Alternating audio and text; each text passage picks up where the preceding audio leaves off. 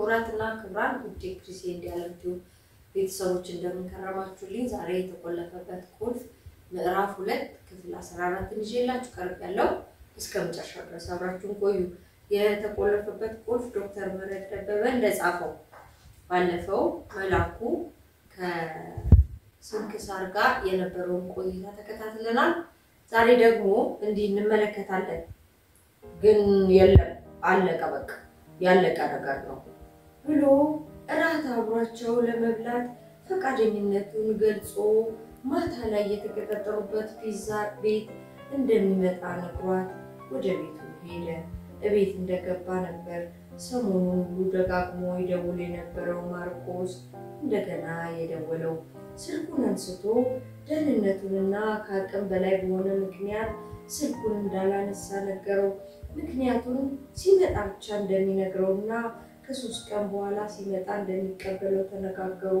የመላኩ ድምጹም አነጋገሩም ስለተቀየረበት ማርቆስ መጨነቁ አልቀረም የስንክሳርን መምጣት ስለነገረው የሆነ ወሬ ይዛ መጣው ነው ብሎ ጠርጥሯል ማርቆስ ቻይና እንደሆነ ያወቀችው ሶሎሜ ስለመላኩ መጥፋትና አግኝታው እንደሆነ ስንክሳርን ስትጠይቃት አንድ ሁለቴ እንደተገናኙ ብዙ ጊዜ ግን ከሶፊያ ጋር ስለሚያሳልፉ የሷንም ስልክ እንደማያነሳ ነገረቻት ቀለል አድርጋ ማታ ሶስቱም ለራት እንደሚገናኙ ነገረቻት ብዙ ስለ ሶፊያ አድንቆ እንደነገራትና አብሮም ደስተኛ እንደሚመስሉ አጫወተቻት እንዲያውም እሷ የሶለን ገርል ፍሬንድ የነበረች ባትሆን ሰሎሜና ክብሮ መላኩና ሶፊያ ቢጋቡ ሁሉም ደስተኛ እንደሚሆኑ እየሳቀች ስትነግራት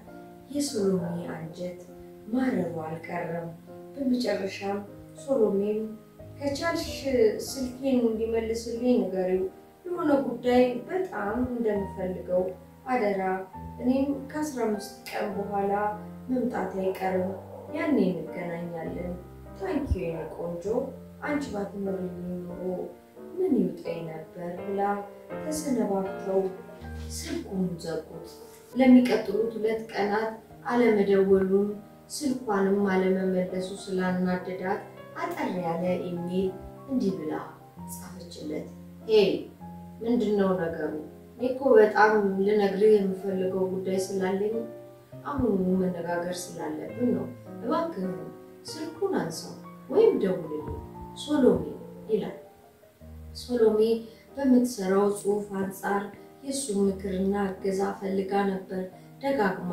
የምትደውልለት በተጨማሪም ወደ ኢትዮጵያ ከመመለሷ በፊት ለጽሁፉ አስፈላጊ ሆኖ የሚቀር ነገር ካለ ከመነሳቷ በፊት እንዲነግራት ልትጠይቀው ነበር የፈለገችው መላኩ ኢሜሉን ሲያይ ጭራሽ ንዴቱ ጦፈ ስንክሳር የነገረችውን በስልክ ልታስረዳኝ ነው ብሎ አሰበ እሱም ባጭሩ ምንም ጠቃሚ ነገር አይታየኝም በጣም ስራ ስለሚበዛብኝና ሎሪ ጊዜ ስለሌለኝ አታስቸግሪኝ ደስ ይለኛል የሚል መልስ ጻፈላት ነገሩ ሶሎሜ ነስራት ስንክሳር ጋር ደውላ ነገሩን ስትነግራት እሷም የመላኩ ባህሪ ስለተለወጠባት ግራ እንደገባት ነገረቻት ሶሎሜ በራሷ ንዴትና ብስጭት ውስጥ ገብታ ግራ ገብት አላት ሶፊያንም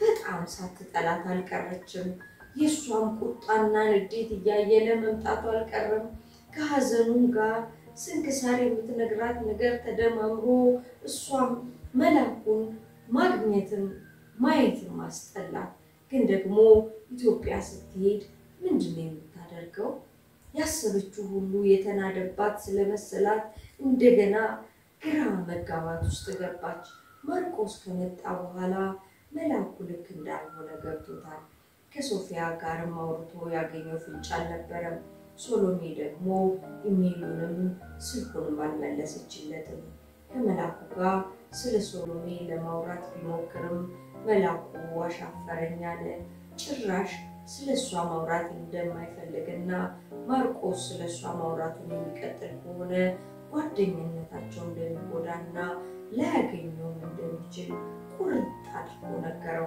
መልአኩ ያለውን ከመፈጸም እንደማይመለስ ያወቀው ማርቆስ ሐሳቡን ለጊዜው ታደረገው። ይሁን እንጂ አሁንም ሰሎሜን አግኝቶ ማናገር ስላልቻለ ነገሩ ሊገባው አልቻለም። መልአኩ እነ ሶስናን ማየቱ እንደበፊቱ በየቀኑ ባይሆንም አልተወውም ነበር። የሰሎሜ መምጫ 15 ቀን ስለቀረው ሽር ጉድ ማለት ጀምሯል። መልአኩ የምትመጣበትን ቀን ስላወቀ ያንን ሳምንት እንዳለ አባቱን ፍለጋ ወደ አፋር የሚሄድበት ጊዜ አድርጎ መኪና ኪራይና ከመስሪያ ቤት ፈቃዱን ሁሉ አስተካክሏል። አይኗንም ማየት አልፈለገም። ማርቆስም መልአኩን እንዴት እንደሚረዳው ገብቶታል። የሰው አእምሮ በውሸትና በተጣመመ መረጃ ላይ እንደሚበላሽ በምንም አይበላሽም። በተለይ ውሸትን ስራዬ ብለው በራስ ወዳድነት ስሜት የሚረጩ ሰዎች በሌሎች ልብና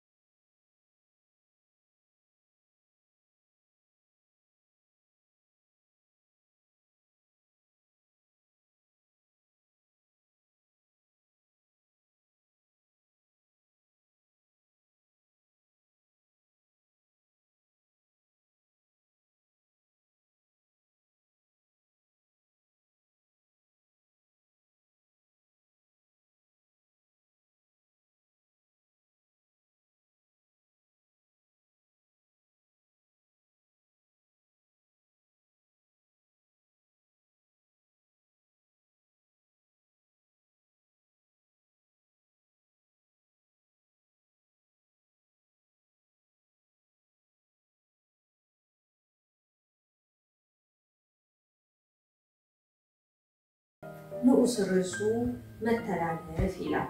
ምንም እንኳን ውስጡ ያለው ቁስል አሁንም ትኩስ ቢሆንም መልአኩ ስራውን መስራትና ማህበራዊ ህይወቱን በከፊል ማስተካከል ችሏል። ውስጡ እያብሰለሰለ ያስቸገረው ስሜት ለማርገብ የተሻለ መንገድ ነው ብሎ ያሰበው ዘመዶቹ ላይ ማተኮር ነው። ለረጅም ጊዜ ነገ እያለ ሲጠብቅለት የነበረውን የአባቱን የመፈለግ ጉዳይ አሁን ለማድረግ ወስኗል። ከውስጡ ሊወጣ ያልቻለውን የሰሎሜን ጉዳይ ትንሽ እንደሚያስረሳው ተስፋ ሳያደርግ አልቀረም። ጠንካራ ለመሆን ቢሞክርም ለነገሮች ያለው ቀና አስተያየት ሳይደበዝዝበት አልቀረም። ስለ ሰው ያለው እምነቱ ሁሉ ነው ያሳባበት። ብዙ ጊዜ መስሪያ ቤታቸው የስልጠና እድል ሲመጣ ለመሄድ ፈቃደኛ ስላልሆነ አብሮት የሚሰሩት ሁሉ ይገርማቸዋል። እዚሁ በመኖር ከማገኘው የተሻለ ስልጠና የትም አላገኝም እያለ ይቀልዳል። ልዩነቱ አበሉ ብቻ ነው ብሎም አብዛኛው ሰው ስልጠና የሚሄድበትን ዋና ምክንያት በቀልድ መልክ ጣል ሳያረጋ አያልፍም። ባለፈው ሰሞን አለቃው እሱ ሊሄድ እንደሚመርጥ የነገረው የ2 ወር ስልጠና ነበር። መልአኩ እያመነታ ነበር። ምክንያቱም እሱ ሲሄድ የሰሎሜ መምጫ ሊሆን ስለሚችል መሄዱን ፈጽሞ አልፈለገውም ነበር። ስልጠናው በቀላሉ ሊገኝ የማይችል ሲሆን ይዘቱም መልአኩ ብዙ ጊዜ መስራት የሚፈልግበት ጉዳይ ነው። ቦታውም ሉቬል ኬንታኪ የሚባል ከተማ አሜሪካ ውስጥ ነው። መጀመሪያ ላይ ፎዚያን እንዲልኳት ላለቃው ነግሮት አስቦ ነበር። አሁን ግን ሰሎሜ ስትመጣ ከአካባቢው መሄዱን እንደ በረከት ነው ያየው። ስለዚህ ስልጠናውን ለመሄድ መወሰኑን ላለቃው ሊነግረው አስቧል። ነገሩን ለማርቆስም በመንገር ሆነ ባለመንገር ላይ እያመነታ ነው። ቢነግረው ማርቆስ እንደማይስማማ ያውቃል። ባይነግረው ደግሞ በጣም ያዝንበታል። ማርቆስ ለስንክሳር ያለውን ስሜት ስለሚያውቅ ወደ መቂ ሊያደርጉት ባለው ጉዞ ላይ አብራቸው ለመሄድ ብትጠይቀውም አልፈቀደላትም። በየመሃሉ የምትሰጣቸው አስተያየቶችና ብዙም ማረፍ የማይችለው አፏ እሱንም ቢሆን ያደክመዋል። ማርቆስና ሶፊያ የሚያወሩት ደስ ይለዋል። ዝም ማለት ስለሚችሉ ዘና ያደርገዋል። በተለይ ሶፊያ ተጫዋችና ቁም ነገረኛ የሆነች የሰውን ነገር ስሜት በቀላሉ የምትረዳ ከመሆኑ በላይ የአርት ተሰጥኦዋ ሊሆን ይችላል። ትንንሽ ነገሮችን የማድነቅና ሰውን የመረዳት ችሎታ አላት። ከማርቆስ ጋር መቀራረባቸው መላኩን ደስ ብሎታል። አርብ ቀን በጊዜ ከስራ ወጥቶ መኪናውን ማርቆስ ቤት ካቆመ በኋላ ከዱባይ የገዛቸው ልብሶችና አንዳንድ ስጦታዎች ወደ ማርቆስ መኪና ውስጥ አሻገሩ። ከዛም ሶስና በጣም ስለናፈቀችው ትናንትና ደውላ ስላለቀሰችበትም ትምህርት ቤቷ በር ላይ ሄደው ጠበቋት። ደስታዋ ወሰን አልነበረውም። መላኩን አቅፋ አለቅም ብላ ስቅስቅ ብላ ስታለቅስ የሱም ልብ ውሃ ሆነ። ለሶስና መላኩና ሰሎሜ አንድ ናቸው። በልቧ ሁለቱንም እናትና አባት አድርጋ ሳትቆጥራቸው አትቀርም። ዛሬ እዚህ ጋር አቆማለሁ። በሚቀጥለው ደግሞ ተመልሼ እመጣለሁ።